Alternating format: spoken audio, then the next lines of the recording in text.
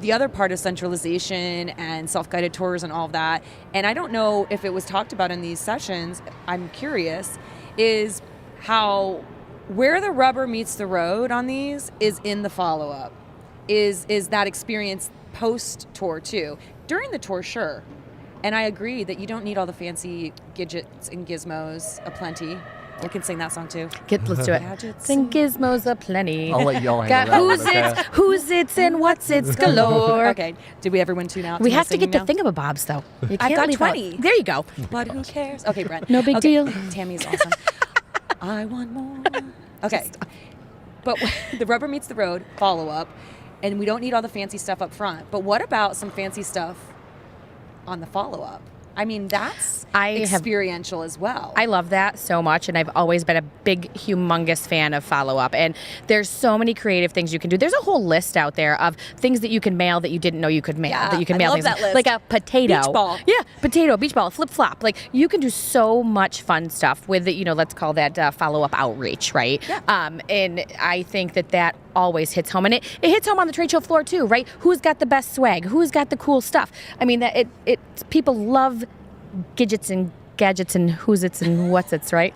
Well, after the show, I've got 20. Bringing some home to my children. That's not part of the song, but might have grabbed the dog. What do you think about that, Brent? Well, I was going to say that I think, the more we reduce friction in the leasing process and we make it easier and easier and easier, and they still have not signed on the dotted line, then we need to adapt our thinking to that and understanding, well, how have we not, what pieces of information are they still waiting for? Like what else is out there, and really identify then what, are we still missing a step in the process with them? Right. And is it a common theme, or is it just, this particular person still needs, X, Y, or Z? And so it becomes a little more, changing that thought process into not just hey, we need to do this because it's a standard follow-up, but to really dive into this specific person and go, okay, there's something holding you back. What is it? What can we do? But I think asking that question is something that we never taught leasing agents, over the years. We never said, hey, ask why. Yeah. Why didn't you lease with me? Or why haven't you signed this yet? Or why haven't you called me back? Right? I've only said that to guys in my college days, What's holding why you back? haven't you called me back? See it? Somebody needs to call Tammy. I've been happily married for a long time, but listen, if an old boyfriend wanted to call and say he missed me, I wouldn't turn it away. Right? Like, come on, I'll take the kudos. Stop. Come on. But, anywho, sorry, I do that. No, I think you're right. It's not. And we try to one size fits all that follow up too. We try to push people into a formal cadence, and I do like a cadence, I really do.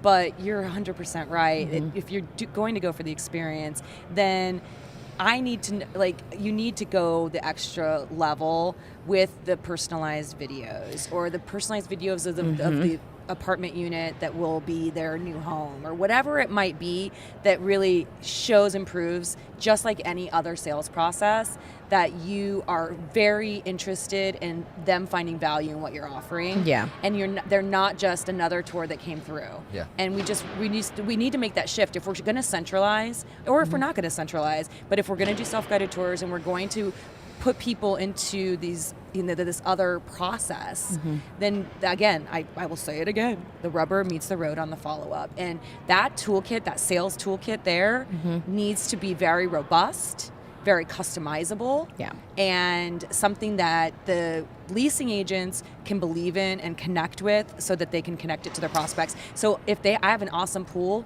and somebody mentioned how important the pool is, then I should send a beach ball. Yeah. Absolutely. I should send a beach ball to them, but not to everybody. Right. But I think you're making a great point here. And I'll take that in this direction, which is something that I just preach in this industry all the time, is that we take this God-given path, right, from leasing to assistant to manager. We are not looking for people's strengths all the time. Oh, thank you for bringing this up. we are pushing people up this path from leasing to assistant to manager to regional to owner, or however that looks, right? But that's the ladder, right? And the ladder is not meant for everyone. I love leasing, and I should have probably stopped there in my career, to be quite honest with you. So but I got pushed to assistant manager, and then a manager, and then a regional. And I absolutely did not like my job. I loved my industry. I didn't like my job, right? So we find that a lot in this industry where people just, you get money, you get a promotion. It's great. It feels good. You have warm and fuzzies, and then you go, I don't like this. Like, I'm not meant for this, right? I shouldn't be at this position. But that's where a lot of what you're saying, the customization and stuff, you have to have that like-minded person. And I don't think, and this is, not a knock, but I don't think as an industry that we do a great job at taking people's strengths and putting them in the right positions. Yeah, I agree with you. Even also taking those positions and then dissecting those. So we're not having somebody who's great at sales creating leases. Right. Right. Exactly. So I think that's taking those tasks away, not necessarily the people away, but the tasks away can be huge. Look at us going all the way around, right back to where we began, right there. Right. Yeah. And so good. Somebody I was talking to, they were talking about how creating kind of like from a realtor perspective, they have sales teams who take people around to the different properties that they are under their umbrella, and they are really focused on leasing. Like that's their sales, and that's what they do, and they take that person around and really give them that, if they're going to have that personal touch, that's a different way to approach it, right? And then the other person who's really great at customer service or resident experience, they're doing that. Yeah. And I mean, I was horrible at sales, absolutely horrible. And I was in a leasing consultant position, and they kind of just, like, okay, Brent, I guess, we'll keep you around, I guess. So Tammy and I'll sell you do our paperwork, right? Yeah, exactly. Right, exactly. Yeah. Exactly. Well, no, I mean, I couldn't speak to that enough. I think that's such an important thing. I was the same way. I was a leasing agent who eventually became a property manager and burned out and went to the supplier side. I loved my company. I loved what I did. I loved what we represented. I was really good at leasing and resident care, and I was terrible at maintenance and terrible at that process of managing that department. The evictions and all the stuff that just breaks my heart. Oh, I would like literally never turn a report in. I'd be like, oh, I was leasing an apartment. She's like, to like property manage stuff. But I think that's important for those roles, leasing and not having that ladder that same direction all the time. And I do see some companies kind of moving away from that, not just in leasing, but also maintenance. Chad Moulin actually had a session about maintenance succession. And I know he spoke with Chris, and I'm blanking on his last name, and I apologize, Chris. But King Dai? Yes, thank you. It was a great session about, it's not, again, same with leasing. You don't just leasing assistant manager to, property manager. That just doesn't fit for everyone. No. It's not the same skill set. It's not the same passions. Yeah. And fitting someone into the role in a centralized model, whether you're centralizing leasing or centralizing maintenance, can really change the dynamic of who we're bringing into the industry. Absolutely. So that we can fit them better, and we don't see the attrition, and we don't see the people, the lack of like kind of long-term career mindset of these amazing people.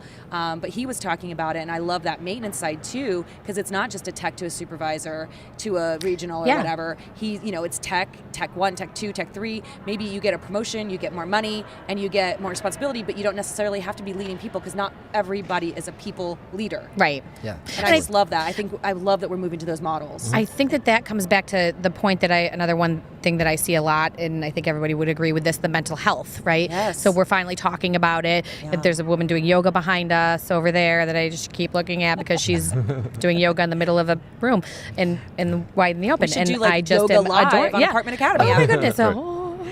Yeah. But I mean, we have a whole space out there for that. There's a mental health care check-in place, and you can go and do yoga and pray and do whatever that looks like for you. But I think that's another part of the conversation is, the ladder, the burnout, the mental health, right? We do surveys now. We're talking about it. If people are burned out, there are companies who have unlimited PTO and all kinds of, crazy things we never thought we would see any more than 2 weeks, right? Yeah. So, I mean, I think that's another part of the conversation too. And that is one of the things I'm seeing a lot in sessions and on the floor. And I love that. First of all, I love unlimited PTO. It's my favorite. Never get rid of it. So, but back to what we were talking about. Dr. Debbie always talks about working in your genius zone, right? Yes. Working with your genius zone. I think if we're going to circle back to centralization, I think the way this is going, the model as we're seeing it, and the different types of centralization, as we talked about earlier, it's not all defined the same way. It's not one size fits all. But I do think that if we're going to do it right, that's how we do it, is we don't have these, same stair-step up one direction career paths for each role. I don't No know any way. of their songs, so I can't. One Direction. Yeah. I really don't either. That's so sad. Sorry. Oh, wait. Can't help you Yeah, with that I one. know, I'm good. I need a Harry Styles stand to come and tell me. But we get rid of that, right? And we bring in these other centralization models. And I think we are going to start to see that organically happen. Those ladder up career paths are going to go away because there's so many different types of roles that are going to come about as a result of this movement. And I find that to be very exciting. Yeah. Yeah, absolutely. All right. Anything else we want to add while we're live? Yes. Okay. Actually, because you mentioned creating a positive experience for the prospect. Yes. And what I thought, this is so. Sometimes we talk about back to basics, right? And everybody talks about it, but it never happens. Buzzword, So buzzword. you call up 10 properties, and how many people are going to answer the phone? Oh, yeah. And I don't know. I do it all the time, and it's like maybe 40%, if that, And so what really just struck me was Wendy said that they answer 94% of their calls the first time, and then they get the other 6% within 2 hours, That's great. amazing. which is unbelievable. Yeah. It really is. I mean, my goodness. And so it's all about instant response and being there. There's no missed phone calls. And also it kind of builds upon this whole idea of, here for a long time where we're not in a shortage of leads, but we're in we just need to do them better, or we need to get more qualified leads or whatever. But again, if we have all these leads coming in, we're not actually getting them. We can both improve our bottom line by putting that marketing to work and actually capturing those, but also creating a great customer experience by actually answering the phone. Yeah. Which seems so silly, Isn't but it crazy? Wait, What? Answer the phone. That is back It's to basics. out of control. But it's true because I have a 20-year-old daughter, an almost 16-year-old daughter, and a 10-year-old daughter, and none of them talk on the phone ever.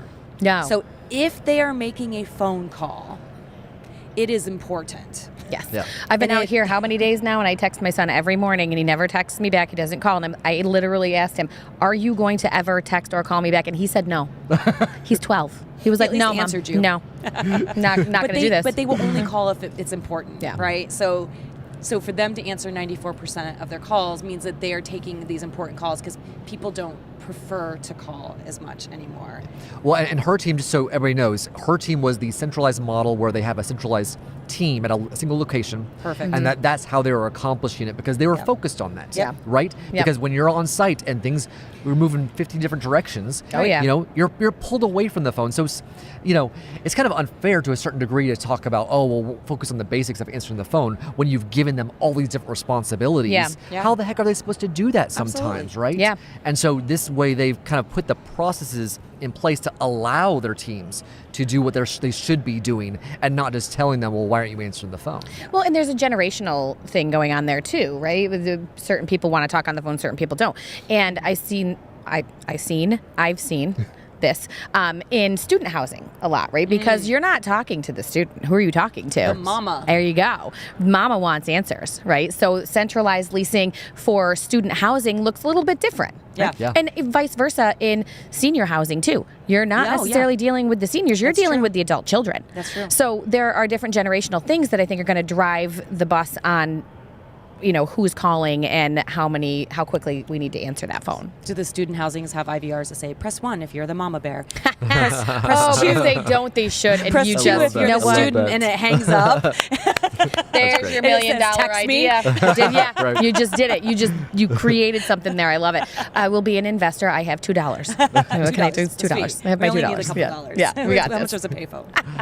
Oh, a payphone. Oh, my heart. So what else did you guys see in the sessions, or hear in the sessions, or see at the conference as we're here live on the Apartment Academy podcast in San Diego? You know what I was excited about was seeing the vast number of people I know. Just like seeing the flood of people, especially that first day of the expo. Man, oh my goodness, it was amazing. When they opened those doors, yes. Holy cow, it was great. Yes, I was thrilled. It was, and I'm a big hugger. Fun fact about me, I like to hug. So it has just I said been. nobody can know that here. I Literally, 10,000 people everybody know knows. this. Everybody knows. I didn't get the little banner though, the little thing that says hugger. But it has been so heartwarming to hug people I haven't seen in years and years and years, and it just has, my heart has swelled like the Grinch over the last couple days. It's been fantastic. So I agree that. I grew 3 sizes that day. That's great. No, the people part has been really incredible. And I think from the show floor, baby. Yeah, we're back. And on the show floor, there's a section for brand new vendors too, which is really cool. The energy there is amazing. They are so happy to be here. And if you haven't been by their booths, go, because I'll tell you what, if you want a good presentation, you want a happy person, those new vendors, they are loving life right now. I love that there's fantastic. a dedicated section I do to too. that. I'm telling you, the energy over there where the green carpet is fantastic. So go say hi to our new friends. Yes, that's a great idea. NAA did an amazing job. Yeah, NAA my did an amazing goodness. job. Cheers to NAA. Yes. We love them. Do Cheers too. to NAA. Thanks for giving me a chance to see Rob Lowe today too. I know we better wrap up before Rob goes on. I'm trying to get to 5,000 selfies, and I want a 5K. selfie with Rob Lowe. I'm gonna tell you where I'm at, and then I'll do one right here live on Apartment Academy podcast. If you get anywhere near Rob Lowe, can you shake my hand after you touch him? I have 4,948 selfies. Let's do this. We got this. All right, here, let's do a selfie right now, live. Everybody can see 4,499.